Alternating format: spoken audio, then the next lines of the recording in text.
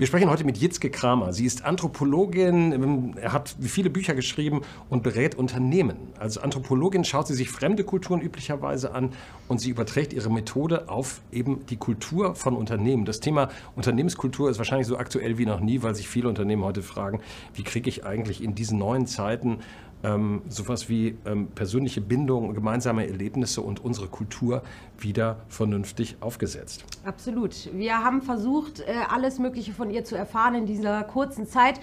Hat super geklappt, kurz unterbrochen, weil hier ein Feueralarm ausgebrochen ist. Wir haben es trotzdem geschafft und super Tipps von Jitske erfahren. Deswegen Absolut. Seid gespannt und viel Spaß. Viel Spaß.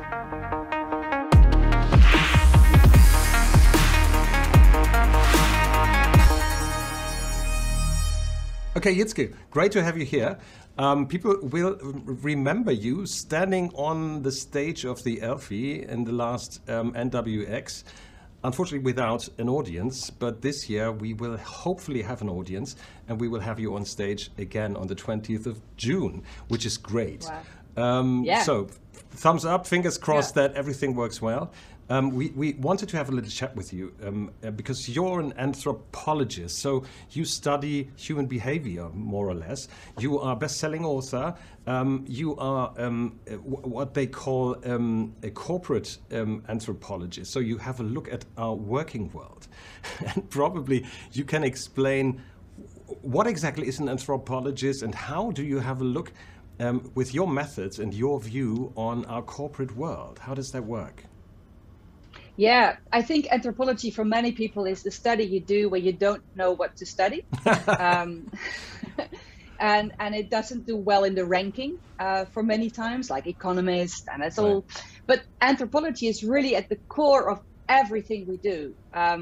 Because what we study is how people shape a culture together and how this culture is shaping you. And then you can think of society, your family cultures, the cities you live in, but obviously the organization. And within the organization, your department. And we all know that if you went to one organization or the other, the feeling is different, the vibe is different, the norms are different. So culture is basically how we shape the world together and how that influences our behavior. And if you think of that, it's at the core of everything every team or leader has to do. Because if you want to be customer oriented, it's different than innovative oriented cultures. Might be different. We want things like respectful and all the core values we have in organizations, but how to make them concrete and explicit in behaviors, that's my expertise. Right. So an anthropologist is a really descriptive science, you could say. So you can travel the world to understand how people do it in different places. It has a method, participatory observation with all the scientific things which is in qualitative research. It has a huge database on how people do stuff. So you could say that, we know lots about wolves, how they live in packs, right? So people, we create tribes. We do that. That's what we do. And there's a lot of knowledge and theories on how people create those tribes.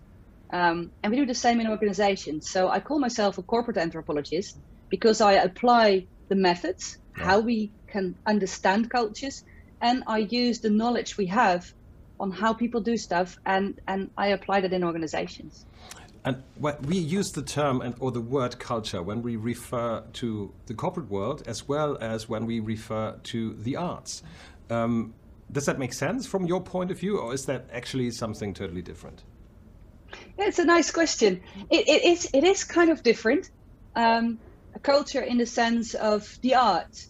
It's part of the larger thing which we call culture. Like everything is religion and economics and health and every topic. But what you see is that you could say that what we see in the art is amplifying, or it's showing what we find important, but it's also the place where we have criticism on how things are going. So the art, I'd rather call it art than culture, because culture in my world is everything what we say. But the art is important for the critical voice, and that's where also the voice of emotions, things you cannot express, we can express that in music.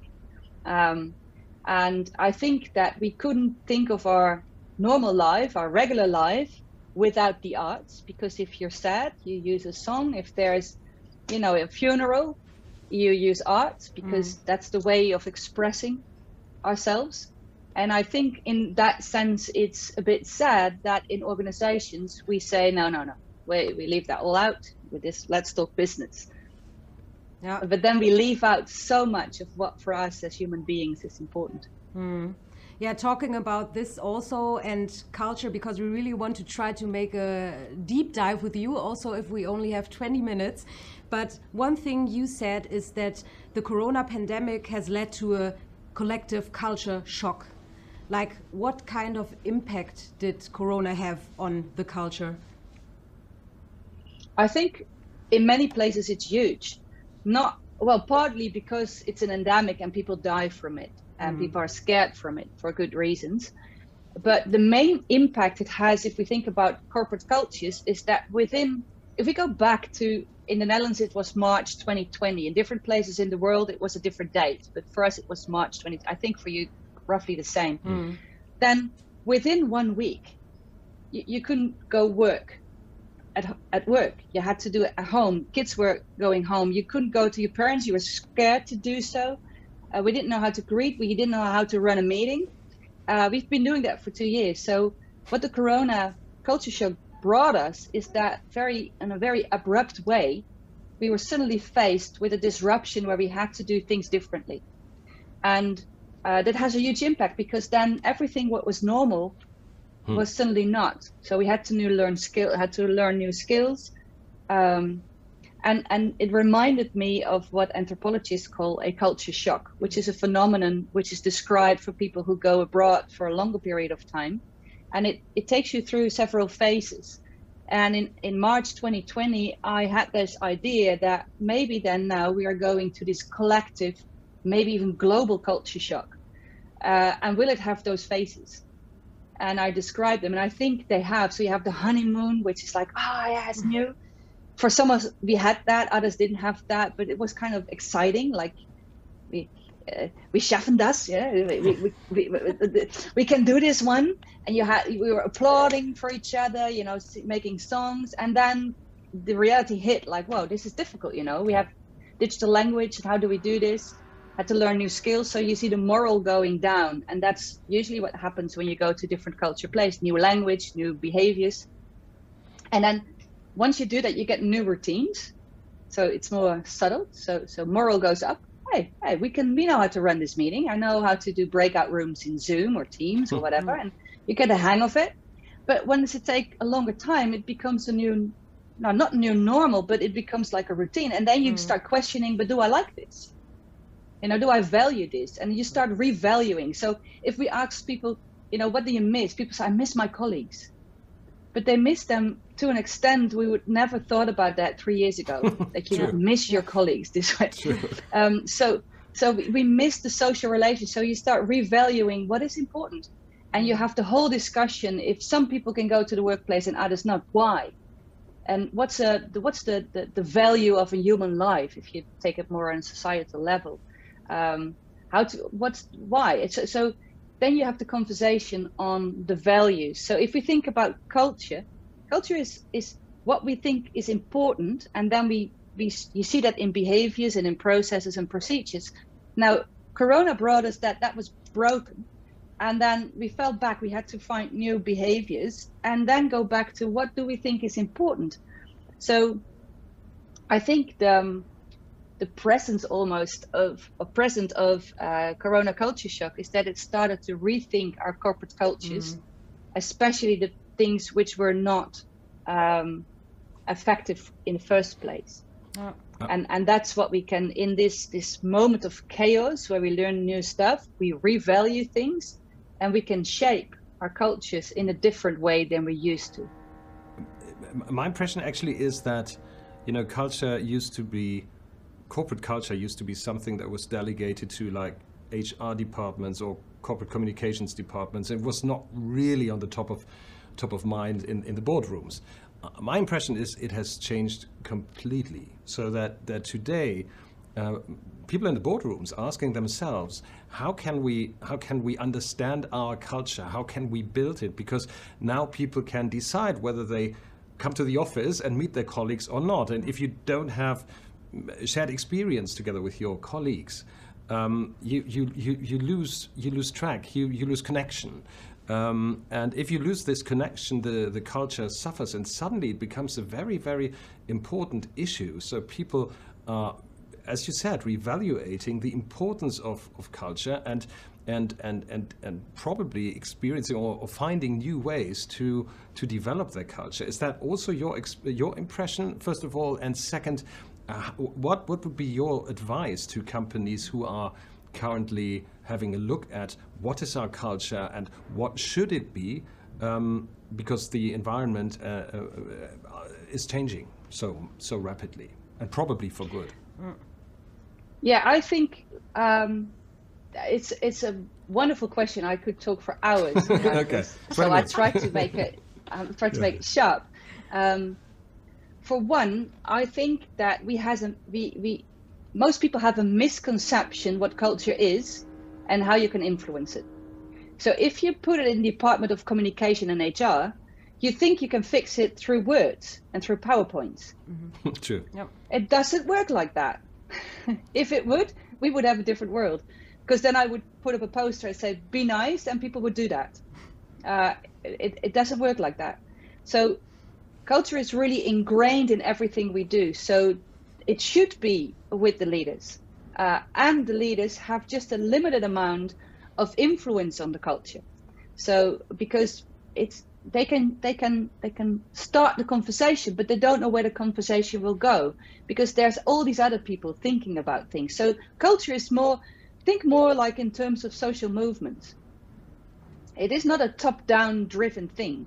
It's through connections of people. It's through words. It's through copying behaviors, best practices, hero stories. You have all these kind of things. So it should be in the boardroom, and it is part of, in my view, of the responsibility of leaders to create an environment in which people can flourish or can make money, whatever language frame you like to use.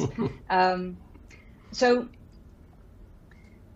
what can people do? Let me explain then a little bit how people shape those cultures. Because if we understand how people shape cultures, you know what to do. And this is why I want to explain it, is that many people think that they know everything around culture. Well, I know everything around finance, but I never studied it. So if I really have to do the prognosis and the charts, I'll hire an expert, Right. Same with culture. So let me share the knowledge. In the beginning, nothing has meaning of itself. That's an important start point. Nothing has meaning of itself, so we have to create the meaning together. Culture is a sense-making system, and we make sense of stuff. And we say, this is good and this is bad. That's culture. And in the sense-making, there's a power dynamic, because it's always the question, who can make sense of what? Right. And we can decide and define, this is good, this is bad, and you get money for that and not for that. So the sense making and the power means that who has the definition power to define what we think is normal. And that's where hierarchy starts to happen. So people shape cultures to make sense of the world, to structure it, to find out what's good and bad. And then we solidify that in our procedures and our buildings. So what we see in the world is actually the solidification of what we think is important and valuable. Now, this process is shaped through interaction and decision making. That's it. If we don't meet each other, nothing will shape. You'll be at one place in the world, nothing will happen. But it starts when we start interacting. And in the interaction, it's interesting because we can put our views forward, but is every view listened to in the same level? It's not. That's why we have this whole conversation around diversity and inclusion at the moment in many places in the world, because people feel that their voices are not listened to. So can you have a seat at the table? Because in the interaction processes, that's where we start shaping, we start defining. And then we have all the views, and then someone decides, or the group decides, this is what we're going to do. Now, and that's how we shape cultures. So if we want to know how to influence that, we influence it through conversations, through disruptions, because every change happens when someone says, hey, but we can also do it that way. And then the challenge is that the majority is probably going to say, I'm not sure about that. Because what we see is the ones who are very good at the rules of the game as it is now, so the good and the bad and how you should behave, those are the ones usually moving up in the ranks. Those are the leaders. And they feel that if the rules change, a different set of behaviors or skills, they might not be as good as it. So it's very natural for people in those positions to say, I'm not sure that's a good idea. Because either they have to learn a lot or move aside because we're moving in a different direction. So the core of culture shaping is interaction, decision making, and therefore also power dynamics. So do we have the guts, you could say, to say, okay, so what is it that we need? So if you bring that back to Corona, if we say we truly integrate hybrid working, then we need to learn the digital language. We need to learn how to run hybrid meetings, online meetings, hybrid meetings.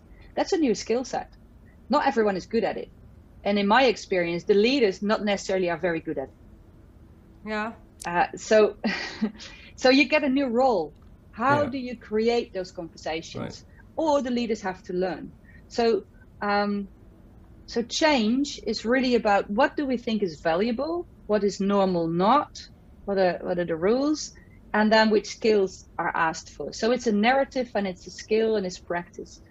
So yeah, that would be my answer to your question. Okay, so it's not words only, but it's decision making as well. Yeah, and people shape culture. That's what we already knew before, but what you were saying is that it's the people, the conversations, the get-togethers, the happenings, I don't know.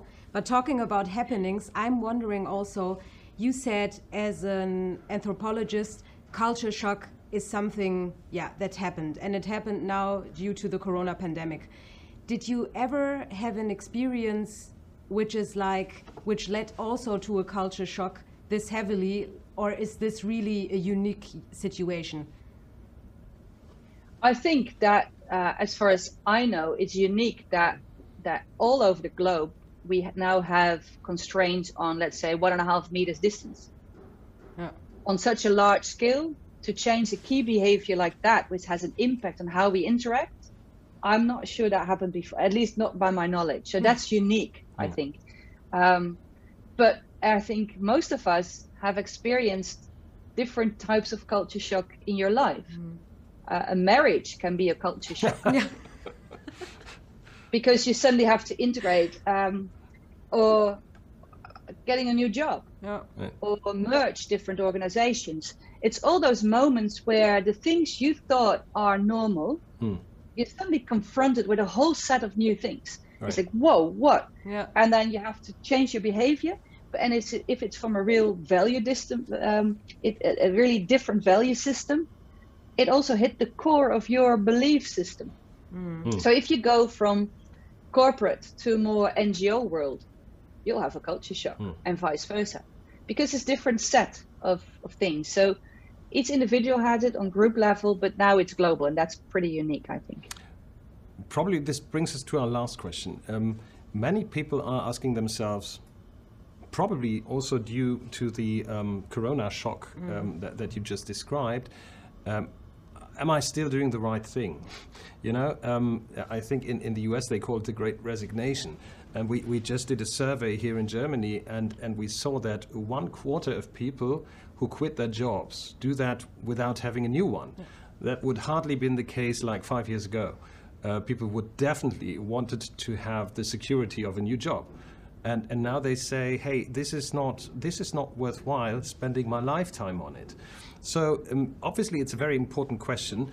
Where do I go? Where do I fit in? Where can I be myself? Where is a place where I don't have to bend and not, you know, play a role and be an actor? So what would be your advice to people? How can they identify who they are and where they fit in? And second, how can they sort of interview the company?